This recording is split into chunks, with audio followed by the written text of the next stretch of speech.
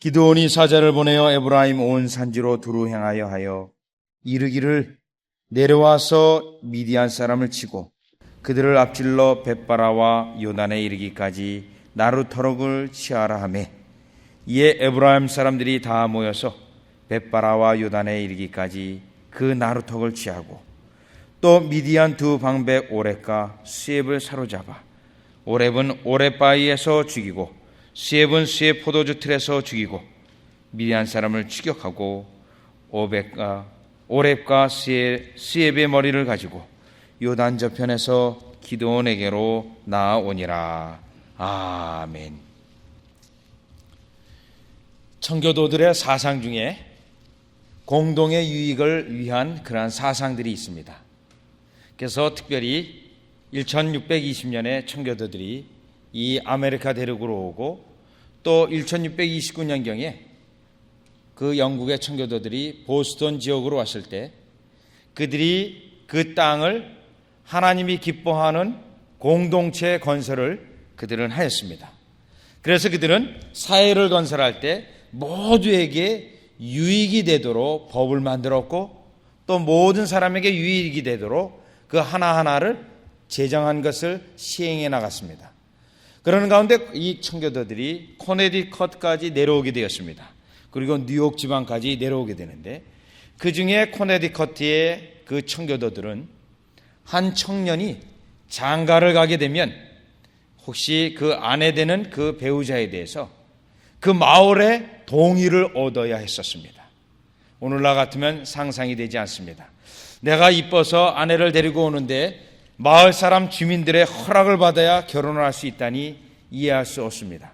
그러나 그 당시 그렇게 했던 것은 그 마을 전체 유익을 위해서 한 청년의 장가가는 것까지 공동의 회의에서 결정을 하여서 이루어졌던 것입니다. 그런데 오늘 본문에 보면 이 기드온이 이스라엘 전체의 공동의 유익을 위하여 일하는 모습이 보입니다. 왜냐하면 군사를 이끌고 300명을 데리고 전쟁을 하고 그 추적을 하는 가운데 지금 미디안 사람들이 또 미디안의 군사들이 또 방백들이 도망을 가고 있습니다. 도망가고 있을 이때에 본문에 있는 것 같이 에브라임 사람들에게 가서 도와달라고 요청을 하고 있습니다. 우리에게 와서 도와서 이 전쟁을 승리할 수 있도록 도와달라고 하는 것입니다. 자, 그러면 우리가 이상하게 생각할 수 있습니다. 하나님 분명히 군사 300명 가지고 전쟁을 했는데 왜 또 에브라임 사람들의 도움을 구하는가? 그러나 본문의 깊은 의미는 하나님께서 기드온에게 지혜를 주셔서 은혜를 주셔서 분명히 하나님의 주시는 이 전쟁에 대하여 에브라임 사람도 함께 즐거워하고 그 승리의 기쁨을 같이 누리기 위하여 그들에게 가서 도움을 요청하게 한 것입니다. 하나님의 실로 놀라운 은혜입니다. 자, 그러면 오늘 우리는 이러한 기드온이 에브라임에 가서 도움을 요청한 그 요청에 대해서 깊은 뜻을 또 오늘 우리를 향하신 어떤 뜻이 있는지 살펴보기 원합니다. 자, 먼저 24절 앞부분을 보시면 기드온이 사자를 보내어 에브라임 온 산지로 두루 행하게 하여 이르기를 내려와서 미디안 사람을 치고 그들을 앞질러 벳바라와 요단에 이르기까지 나루턱을 치하라 하매. 지금 이 기드온이 에브라임에게 도움을 요청하였습니다. 이 도움은 하나님이 주시는 승리에 대하여 함께 나누기 위한 도움이었고 도움을 요청하는 거였고 또 하나님이 주시는 기쁨에 대해서 사랑하는 형제들을 같이 동참하는 그 기쁨을 누리기 위하여 도움을 요청했습니다. 그런데 때로는 우리는 이 도움을 요청하는 것에서 우리 자신을 돌아볼 수 있습니다. 우리가 때로는 하나님의 백성 속에 있지만 사랑하는 백성들을 향하여 또 믿음의 친구들을 향하여 도움을 요청하기를 꺼려할 때가 있습니다.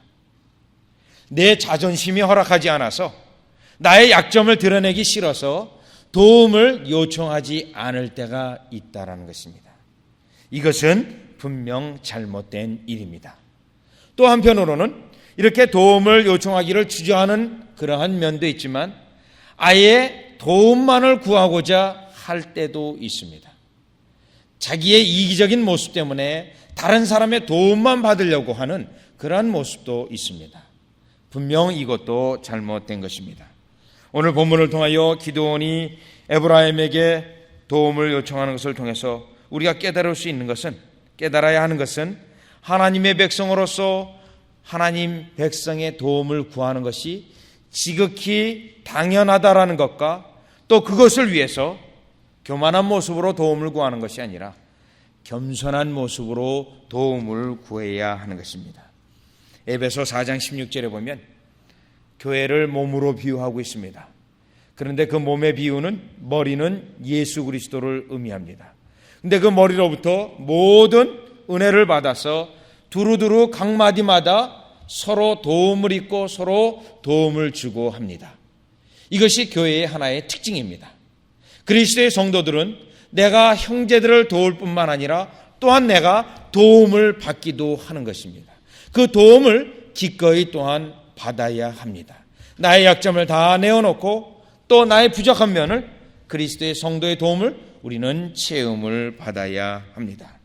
우리는 이와 같이 도움을 받아야 되는데 받을 때 오늘 본문에 있는 것처럼 기드온처럼 겸손한 모습으로 또 형제를 높이는 그러한 심령으로 도움을 받아야 합니다. 이러한 도움을 요청할 때 사도 바울은 아주 세밀하고 또 주의를 깊게 해요 도움을 요청하였는데 빌레몬서 1장을 보면 그렇습니다. 물론 빌레몬서는 1장으로 되어 있는 성경입니다. 그 빌레몬서의 목적은 사도 바울이 오네시모를 자신의 신복으로서 교회의 일을 복음을 감당하는 데 있어서 같이 동역하기 위해서 그 편지를 보냈습니다. 그 오네시모는 로마에 와서 감옥에 갇히고 바울로 인하여 복음을 듣게 되었고 그 복음을 듣고 그가 크게 깨닫고 크게 변화되어져서 복음의 일꾼이 되었습니다. 그런데 사도 바울이 그 오네시모의 도움을 받기 원했습니다. 또 오네시모를 통하여 자기의 나이 늙은 것을 그 사역을 지속하고자 했습니다. 그런데 그 오네시모는 바로 빌레몬에게 속하여져 있는 종이었습니다. 그래서 빌레몬에게 이 오네시모를 나를 도울 수 있도록 당신이 허락해 주시기를 원합니다 하고 도움을 요청하는데 그 성경을 보면 바울이 이런 말을 합니다. 내가 당신에게 이 오네시모를 쓰겠다고 명령할 수 있으나 명령할 수 있는 권한이 내게 있으나 내게 그 권한을 사용하지 아니하고 당신이 기꺼이 자원하는 심령으로 나를 도울 수 있도록 내가 정중하게 부탁합니다. 이렇게 편지를 한 것입니다. 실로 정중한 모습으로 겸손한 모습으로 도움을 구하는 모습입니다. 로마서 15장에서도 사도 바울이 로마 교인들을 향하여 도움을 구합니다. 도움을 구하는데 사도 바울이 기도의 제목을 내놓습니다. 내가 이제 예루살렘으로 성도들을 향한 구제물금을 가지고 가는데 거기에 가면 어려움을 당할지도 모릅니다. 또 거기에 가면 예루살렘 교인들이 구제헌금을 잘 받을지 상당히 걱정이 됩니다. 로마 성도들이요, 나를 도와주십시오. 특별히 기도 가운데 나를 도와주셔서 어려움을 당하지 아니하도록, 어려움을 또한 잘 이길 수 있도록, 또 구제헌금을 예루살렘 교인들이 잘 받을 수 있도록 도와주십시오. 기도로 도와주십시오. 이렇게 부탁을 합니다. 여러분, 우리가 성도로부터 도움을 받는 것은 지극히 바른 일입니다. 그러나 이때 기드온과 같이 겸손한 심령으로 나의 약점, 때로는 나의 자존심 다 내어버리고 다 드러내고 성도로부터 도움을 받아 그리스도의 몸을 이루어가는 하나님의 사랑을, 성도를 향하여 주시는 사랑을 체험하시기를 주 예수 그리스도의 이름으로 축원합니다. 자, 그러면 두 번째 오늘 본문을 통하여 이렇게 성도로부터 도움을 받고 도움을 주어야 되는 것은 마땅한 의무인데, 그러면 때로는 우리가 도움을 주고자 할 때 어떻게 주어야 할 것인가? 내가 도움을 받을 때 내 자존심을 내어버리고 나의 약점을 다 내어놓고 하지만 또 때로는 우리가 도움을 줄 때 어떻게 해야 될까? 24절의 말씀을 보면 에브라임 사람들이 바로 기드온을 도와주는 그 모습을 통하여 알 수 있습니다. 24절 중반 이후를 보시면 이 에브라임 사람들이 다 모여서 벳바라와 요단에 이르기까지 그 나루턱을 지하고. 24절을 보니 기드온이 도움을 요청한 것에 대하여 에브라임 사람들이 다 모였습니다. 한 사람도 빠지는 사람 없이 다 나왔습니다. 무엇을 의미하냐면 기꺼이 도와주기 위하여 자원하는 심령으로, 준비된 심령으로 나온 것입니다. 더욱이 에브라임 사람들은 이 일이 하나님의 일이라는 것을 깨닫고 그들이 다 모였던 것입니다. 자, 이러한 모습이 우리의 도와주는 태도입니다. 하나님의 사업에 때로는 동참하는 우리의 모습이어야 합니다. 오늘 여러분에게 주보에 광고 드린 것 같이 우리 유초등부, 중고등부 수련회가 있습니다. 광고를 내면서 자, 이와 같이 우리의 사업이 있으니 여러분 도와주십시오. 여러분들 기도하는 가운데 하나님의 이러한 사업이 있습니다. 도와주십시오. 이러한 음성을 들을 때마다, 이러한 일들을 만날 때마다 오늘 우리는 에브라임과 같이 다 모여서 자원하는 심령으로, 즐거워하는 심령으로, 준비된 심령으로, 하나님의 사업에 어떻게 하든지 내가 동참되는 심령으로 여러분들이 다 동참하시기를 주 예수 그리스도 이름으로 축원합니다. 우리 예수님도 이와 같은 모습에 대하여 마태복음 5장 41절에 이미 말씀하신 바 있습니다. 누가 너로 하여금 억지로 오리 약 5마일을 가게 한다면, 오늘날로 표현한다면 너는 기꺼이 자원하는 심령으로 10마일까지 같이 가주어라. 이 말씀을 하셨습니다. 이 말씀은 이미 신명기 15장에 있는 것 같은 우리 하나님께서 구약 성경서부터 도와주는 심령에 대하여, 어떻게 도와줄 태도에 대하여 말씀하신 바 있습니다. 너희 성읍에 가난한 사람들이 살 것이다. 그 가난한 사람들을 보거든 마음을 강팍히 하지 말고, 마음을 강팍하게 한다는 것은 도와주지 않기 위하여 억지로 눈을 감고 외면하는 것입니다. 그렇게 하지 말고 넉넉한 마음을 품고 내 손을 펴서 구제하라고 되어 있습니다. 만일 너희가 넉넉한 마음으로 구제하지 아니하고 그 형제가, 그 어려운 형제가 하나님께 향하여 기도한다면 그 도와주지 않은 형제는 하나님으로부터 죄를 얻게 될 것을 말씀하신 바 있습니다. 우리가 형제를 도와줄 때, 하나님의 사랑하는 백성들을 도와줄 때 이와 같이 넉넉한 심령으로, 자원하는 심령으로, 준비된 심령으로 인색함을 다 내어버리고 도와주시기를 바랍니다. 그래서 우리 예수님께서는 누가복음 10장에 있는 것과 같이 선한 사마리아 사람의 비유를 들 때 그 선한 사마리아 사람의 비유의 속에서 그 사마리아 사람의 행위 하나하나를 구체적으로 다 묘사해 주셨습니다. 그 강도 만난 자를 기름을 붓고 치료를 해주고 자기의 나귀에 태워서 주막으로 돌아와서 그에게 돌보아주고, 그리고 그 다음날 아침 주막 주인에게 이 사람을 돌보아달라는 부탁을 하고, 만약 비용이 더 들거든 자기가 부담하겠다라고 하는 그러한 자세하고 구체적이고 넉넉한 심령으로 그 도와준 모습을 비유의 말씀을 주셨는데 꼭 우리가 해야 될 그 바임인 것입니다. 또한 오늘 본문 우리 에브라임 사람들이 이 기도원을 도와주었을 때, 하나님의 사업에 기꺼이 동참했을 때 또 하나 기억해야 된다는 것은, 하나님께서 이러한 기꺼이 하나님의 사업에 동참하고 형제를 도와줄 때 하나님께서 우리에게 상을 주신다라는 것입니다. 이 하나님께서 전쟁의 승리의 기쁨을 같이 누리게 하셨던 것 같이 여러분에게 오늘날 지금도 상을 주시고 있습니다. 요한 3서를 보면 역시 빌레몬서와 같이 한 장으로 된 성경입니다. 요한 3서에 보면 이 사도 요한이 가이오 장로에게 감사의 편지를 하고 있습니다. 그 가이오 장로에게 편지를 하면서 여러분도 잘 아는 바와 같이 1장 2절에 가이오 장로를 향하여 마음껏 크게 축복하고 있습니다. 범사에 잘되고 영혼이 강건한 것 같이 모든 것의 강건함을 그가 축복하고 있습니다. 그가 축복하는 배경이 있습니다. 왜냐하면 그 가이오 장로는 그 당시 복음을 전하는 선교사 전도자들에 대하여 매우 그 사업을 지원하였습니다. 그가 전도자들이나 선교사들이 자기 집에 오게 되면 그들에게 먹을 것을 주었고 그들이 잠잘 곳을 주었습니다.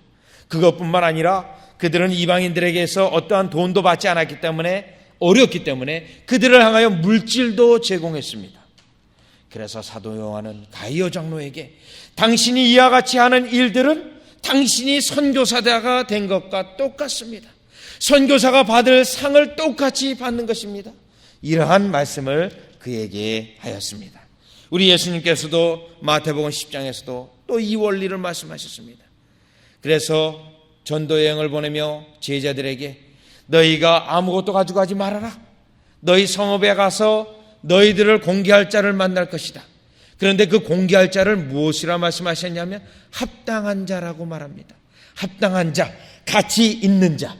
왜 가치 있는 자라고 말씀하셨냐면 상을 받기에 가치 있는 자라는 것입니다. 하나님의 사업에 기꺼이 동참하고 하나님의 백성을 돕는 그러한 자들은 합당한 자인 것입니다. 왜 합당한 자냐면 하나님의 상을 받기에 합당한 자라는 것입니다. 오늘 여러분들은 하나님의 사업에 기꺼이 자원하는 심령으로 동참함으로 말미암아 또 어려운 하나님의 백성을 기꺼이 자원하는 심령으로 도와줌으로 말미암아 합당한 자가 되는 여러분이 되시기를 바랍니다. 하나님의 상을 받는 합당한 자로 여김을 받는 여러분이 되시기를 주 예수 그리스도 이름으로 축원합니다. 계속해서 오늘 본문 이와 같이 에브라임은 하나님의 사업에 기꺼이 동참하게 되었습니다. 그런데 이 동참한 가운데 25절에 보면 죽임을 당하는 두 인물이 나옵니다. 에브라임 사람이 이 두 인물 방백을 죽이게 되는데 25절을 보니까 또 미디안 두 방백 오렙과 수렙을 사로잡아 오렙은 오렙바위에서 죽이고 수렙은 수렙 포도주 틀에서 죽이고. 자, 이 두 방백을 죽이는데 그 지명이 이 두 사람의 이름이 붙어 있습니다. 이 오렙의 오렙바위라는 것은 이 오렙은 지금 이스라엘 백성을 압제하기를 특별히 이 오렙바위에서 많은 사람들을 잔혹하게 다루고 또 죽이고 어려움을 주었습니다. 근데 그 당사자가 바로 그 바위에서 죽임을 당합니다. 그뿐만 아니라 또 수렙도 마찬가지입니다. 수렙은 수렙 포도주 틀에서 죽이고 수렙은 이 이스라엘 백성을 압제하고 또 강탈하였습니다. 아마 이스라엘 백성이 수확한 이 포도들을 자신의 이름을 붙인 이곳에서 다 빼앗아 그들을 포도주를 낸 것 같습니다.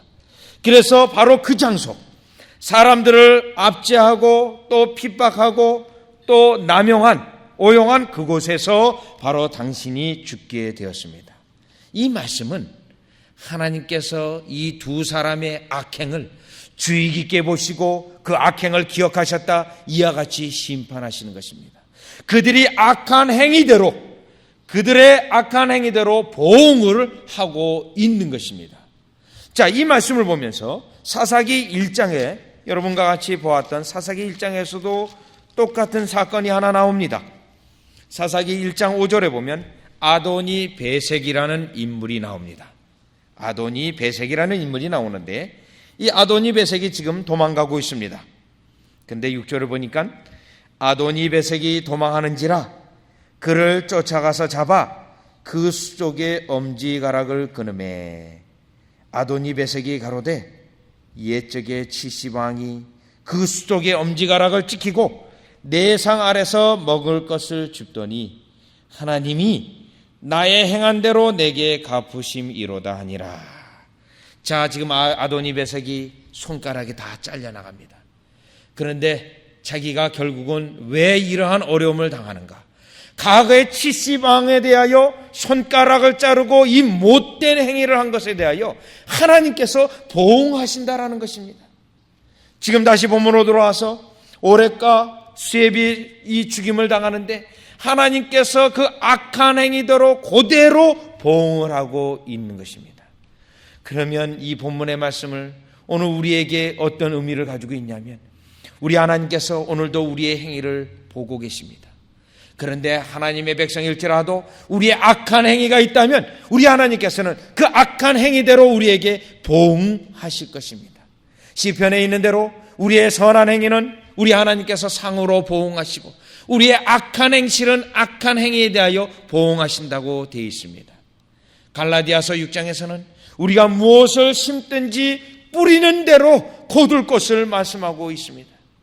우리가 하나님의 백성이지만 여전히 악한 행실을 가지고 있다면 하나님께서는 그것에 대하여 갚으실 것입니다. 그 악한 행위가 특별히 형제에 대하여 또 하나님의 백성에 대하여 심지어 일반 사람에게도 악한 행위를 한다면 우리 하나님께서는 기뻐 받으시지 않으시고 그 행위대로 갚으실 것을 말합니다. 그래서 요한계시록 18장 5절에서는 하나님께서 때로는 보응을 하시는데 하나님이 주신 물질에 대하여 사치하고 낭비하고 자기 자신만을 위하여 사용했다면 가난으로 극한 고통으로 그에게 갚아주실 것을 또한 말씀하고 있습니다. 우리는 이 말씀을 보면서 예수를 믿는 우리는, 하나님을 섬기는 우리는 실로 주의를 해야 됩니다. 예수님의 이름이 욕먹지 않게 하기 위하여 우리의 삶과 행동을 조심스럽게 해야 됩니다. 그러면서 오늘 같이 함께 여러분 읽었던 로마서 12장 17절에서 19절을 보면 우리가 실로 이러한 하나님의 보응에 대하여 우리가 생각하면서 정말 성도들 가운데 또 성도 아닌 세상 사람에게도 착한 행실을 해야 될 것을 깨닫게 되는데 17절을 보니까 아무에게도 악으로 악을 갚지 말고 모든 사람 앞에서 선한 일을 도모하라. 여기서 선한 일의 대상자는 모든 사람입니다. 그리스도인에게만 하는 것이 아닙니다. 모든 사람에게 하되 또한 18절 할 수 있거든 너희로서는 모든 사람으로 더불어 평화하라. 대상자가 모든 사람으로 합평하라고 되어 있습니다. 그러면서 19절은 내 사랑하는 자들아 너희가 친히 원수를 갚지 말고 진노하심에 맡기라. 이 말씀은 우리가 때로는 악한 행위를 받았다 할지라도 다시 악한 행위로 갚아준다 하면 하나님께서 그 악한 행위를 보시고 결국은 우리에게 보응을 하시고 그 악한 행위에 대하여 우리에게 그대로 갚아주실 것이기 때문에 우리는 실로 악한 행위에 받았지만 악한 행위로 돌려주지 말라고 지금 19절에 결론을 내리고 있는 것입니다. 그래서 갈라디아서 6장 10절은 우리는 기회 있는 대로 모든 이에게 착한 일을 하되 더욱 믿음의 가정들에게 할지니라. 저와 여러분은 오늘 본문을 보며 착한 일을 해야 됩니다. 그리스도의 형제를 도와야 됩니다. 하나님의 사업에 기꺼이 동참해야 됩니다. 그리고 착한 행실을 가져서 정말 세상 사람 모든 사람에게 평화하여서 하나님의 영광을 드러내며 상받는 여러분이 되어주시기를 주 예수 그리스도 이름으로 축원합니다. 기도드리겠습니다. 하나님, 우리를 이 땅에 그리스도의 은혜를 주시고 은총을 주심으로 말미암아 형제의 어려움에 대하여 외면하는 자가 아니라 기꺼이 동참하는 자 되게 하여 주시옵소서. 하나님, 하나님의 사업에 기꺼이 동참하며 하나님께서 가치 있는 자, 합당한 자, 일컬음을 받는 저희 되게 하시고 그 가운데 또한 상을 받는 저희 되게 하여 주시옵소서. 하나님, 하나님의 백성으로서 때로는 악한 일을 당하지만 절대로 악한 행위로 갚지 아니하는 저희 되게 하여 주시옵소서. 심은 대로 거두리라는 그 말씀 기억하여 주소서. 언제든지 착한 행실로만 심게 하여 주시옵소서. 예수님의 이름으로 기도드리옵나이다.